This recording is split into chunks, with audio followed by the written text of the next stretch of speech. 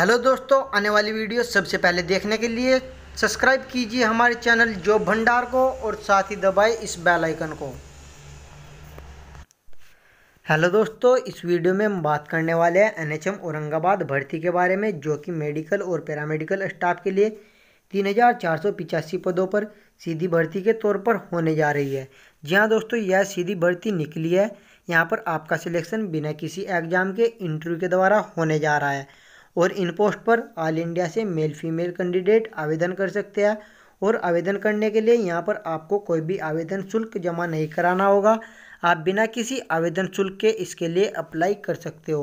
दोस्तों, मैं आपको बता दूं, अप्लाई करने से पहले आपको जानना होगा कि अप्लाई करने के लिए क्या एलिजिबिलिटी क्राइटेरिया होना ज़रूरी है और आपको यहाँ पर कितनी सैलरी मिलने वाली है और आप इसके लिए कैसे अप्लाई कर सकते हो और कब से कब तक अप्लाई कर सकते हो, जो कि ये पूरी डिटेल आगे इस वीडियो में मैं आपको ऑफिशियल नोटिफिकेशन के द्वारा स्टेप बाय स्टेप प्रोवाइड कराने जा रहा हूं।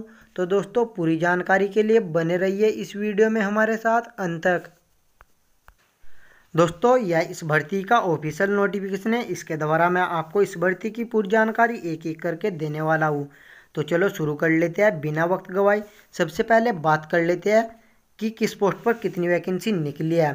फिजिशियन के लिए 73 वैकेंसीज, एनेस्थेटिस्ट के लिए 38, मेडिकल ऑफिसर के लिए 418, आयुष मेडिकल ऑफिसर के लिए 350, हॉस्पिटल मैनेजर के लिए 58, स्टाफ नर्स के लिए 2197, एक्सरा टेक्नीशियन के लिए 25 वैकेंसीज, ईसीजी टेक्नीशियन के लिए 21, लैब टेक्नीशियन के लिए 71, फार्मासिस्ट के लिए 93 और स्टोर ऑफिसर के लिए 63 और डाटा एंट्री ऑपरेटर के लिए 78 वैकेंसीज निकली है। दोस्तों, अगर आप कैटेगरी वाइज वैकेंसी चेक करना चाहते हो तो आप यहाँ से कैटेगरी वाइज वैकेंसी भी चेक कर सकते हो। यहाँ पर कैटेगरी वाइज वैकेंसी भी दे रखी है।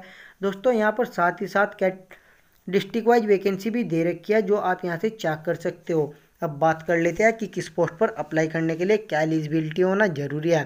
फिजिशियन के लिए मेडिसिन एमडी में होना ज़रूरी है और मैक्सिमम एज 70 साल है। इस पोस्ट पर आपको सैलरी मिलने वाली है 75,000 रुपये पर मंथ।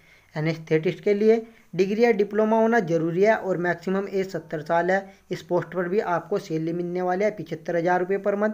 मेडिकल ऑफिसर के लिए एमबीबीएस डिग्री होना जरूरी है और मैक्सिमम एज 70 साल है और सैलरी मिलने वाले है 60,000 रुपये पर मंथ।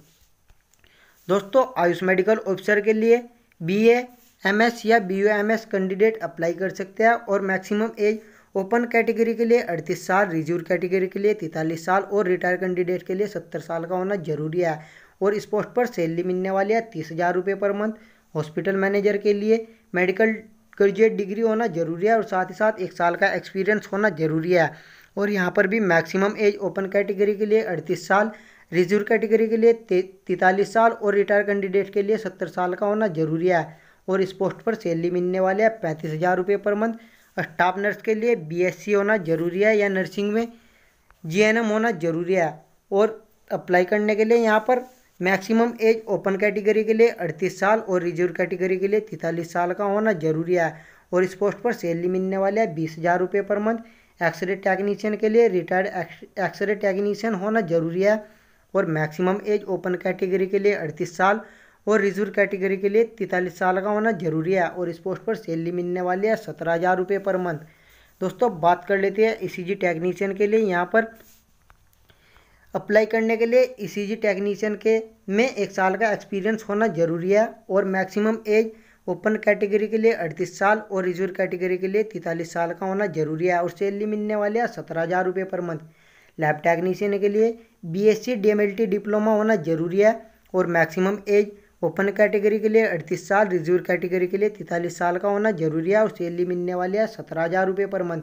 फार्मासिस्ट के लिए डी फार्मा या वी फार्मा होना जरूरी है और अप्लाई करने के लिए मैक्सिमम एज ओपन कैटेगरी के लिए 38 साल और रिजर्व कैटेगरी के लिए 43 साल का होना जरूरी है।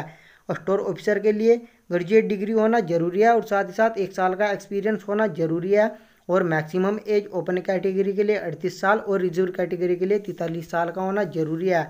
डाटा एंट्री ऑपरेटर की अगर बात की जाए तो यहाँ पर ग्रेजुएट डिग्री होना जरूरी है और साथ ही साथ टाइपिंग नॉलेज होना जरूरी है। इंग्लिश में 40 वर्ड प्रति मिनट और मराठी में 30 वर्ड पर मिनट होना जरूरी है और अप्लाई करने के लिए मैक्सिमम एज ओपन कैटेगरी के लिए 38 साल और रिजर्व कैटेगरी के लिए 43 साल का होना जरूरी है। दोस्तों यहाँ पर कुछ शर्तें दी हुई है जो आपके लिए बहुत खास होने वाली है। जी हाँ दोस्तों, अप्लाई करने से पहले आपको इन कंडीशंस को जानना जरूरी है। आप ये कंडीशंस यहाँ से आसानी से चेकआउट कर सकते हो। दोस्तों अब बात कर लेते हैं कि आप इस पोस्ट के लिए कैसे अप्लाई कर सकते हो। अप्लाई करने के लिए आपको यह एप्लीकेशन फॉर्म डाउनलोड करना होगा और फिर डाउनलोड करने के बाद आपको इसमें दी गई डिटेल कम्प्लीटली भरनी होगी। दोस्तों कंप्लीट डिटेल भरने के बाद आपको इसके साथ में रिक्वायर्ड डॉक्यूमेंट अटैच करने हैं और फिर उसके बाद आपको एप्लीकेशन फॉर्म एक बार फिर से सही तरीके से चेक कर लेना है। उसके बाद आपको एप्लीकेशन फॉर्म सबमिट करना है मेल आईडी पर।